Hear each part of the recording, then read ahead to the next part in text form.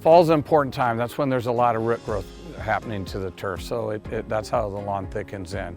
So we kind of say, you know, in the fall you got to put the lawn to bed correctly.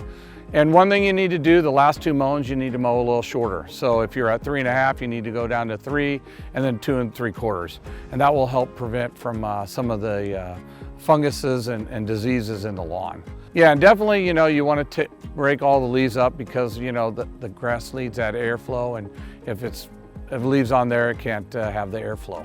One last watering, just like in the spring, a nice heavy watering to put it to bed, and that usually goes to the root, so it saves it for the winter. The root is kind of the heart of the plant, and so a healthy root is the key.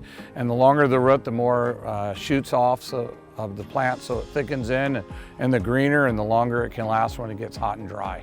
Hey, give us a call, shoot us an email. If you have any questions, we'd love to help you.